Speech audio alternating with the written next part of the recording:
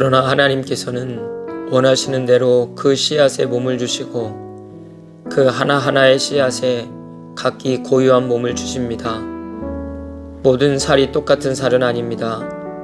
사람의 살도 있고 짐승의 살도 있고 새의 살도 있고 물고기의 살도 있습니다. 하늘에 속한 몸도 있고 땅에 속한 몸도 있습니다.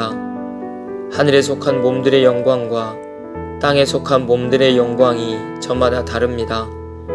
해의 영광이 다르고 달의 영광이 다르고 별들의 영광이 다릅니다. 별마다 영광이 다릅니다. 죽은 사람들의 부활도 이와 같습니다. 썩을 것으로 심는데 썩지 않을 것으로 살아납니다. 비천한 것으로 심는데 영광스러운 것으로 살아납니다. 약한 것으로 심는데 강한 것으로 살아납니다. 자연적인 몸으로 심는데 신령한 몸으로 살아납니다. 자연적인 몸이 있으면 신령한 몸도 있습니다. 성경에 첫사람 아담은 산 영이 되었다고 기록한 바와 같이 마지막 아담은 생명을 주시는 영이 되셨습니다. 그러나 신령한 것이 먼저가 아닙니다. 자연적인 것이 먼저요. 그 다음이 신령한 것입니다. 첫사람은 땅에서 났으므로 흙으로 되어 있지만 둘째 사람은 하늘에서 났습니다.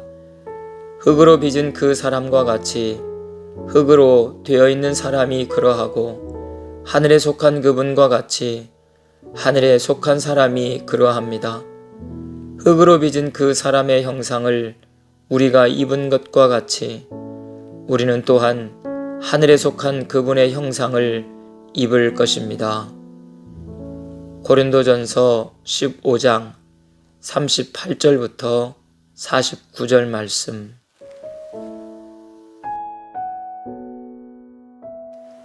부활의 때에 변형된 삶.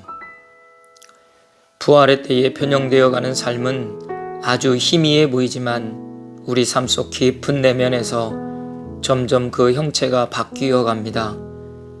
그래서 삶을 저주스러운 것, 죄악된 것으로 생각하지 않고 새로운 의미와 관점에서 긍정하게 만듭니다. 자기 이익만을 위해서 늘 자기 중심으로 살던 삶에서 껍질을 깨고 하나님 중심으로 바뀌기 시작합니다. 새로운 성장의 과정이 생겨나면서 그 전의 과정에 있었던 떡잎들이 떨어져 나가는 것과 같습니다. 전에 왜곡된 것들에 대한 견해가 치유되고 바른 견해를 갖게 됩니다. 부활 때에 변형된 삶의 모습은 성서에 나타난 많은 하나님의 사람들의 삶 속에서 조명하게 되고 실제 우리의 현실 속에서도 그러한 삶을 봅니다. 그전에는 죽음이 그렇게 두려웠던 사람이 죽음이 아무것도 아닌 것처럼 생각됩니다. 의를 위해서 사는 삶을 최고의 덕목으로 삼고 살아가는 삶으로 바뀝니다. 언제나 하나님의 영광이라고 하는 삶의 기준을 세워서 옳고 그름을 생각하며 살아갑니다. 자기를 중심에서 선악의 세계를 구분하던 사람이 하나님의 영광이라는 기준 속에서 판단하면서 살아갑니다. 보기 좋게 창조되었던 피조물이 보기 좋은 본래의 모습으로 창조의 의미에 맞게 완성을 향해 빚어집니다. 생명의 하나님이 계속해서 생명을 부여하신 피조물의 삶에 관여하시고 함께 하시고 내주해 가시면서 보시기에 점점 좋은 삶으로 아름다운 삶으로 형성됩니다. 성서에서는 이 물질의 세계는 사탄의 것이고 교회에 와서 기도하고 영적으로 사는 것만이 선하다고 말씀하지 않습니다.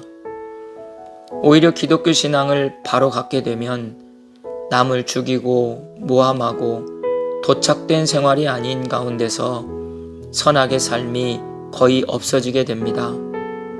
이론적인 삶이 되니까 율법에 기준한 것이 아닌 하나님과 함께하는 삶에서 구분이 없어집니다.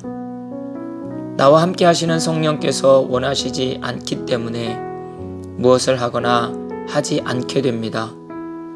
늘 해오던 똑같은 일이지만 나에게 매우 부담스러울 수도 즐거울 수도 있습니다. 하나님이 원하시지 않는다고 생각해 유보하면 더 즐겁고 성취감을 느끼는 것은 기독교 신앙의 신비입니다. 여기서 우리의 영혼과 삶이 자라고 성장합니다.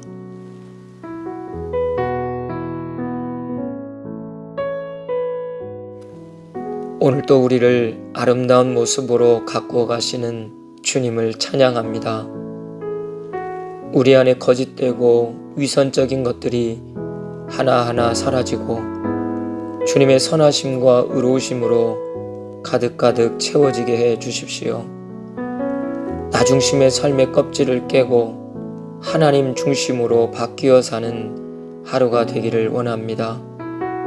주님의 선하심과 인자하심이 영원히 나와 함께함을 믿습니다. 오직 선한 목자 되신 주님만 따르기를 소망하오며 예수 그리스도의 이름으로 기도드립니다. 아멘.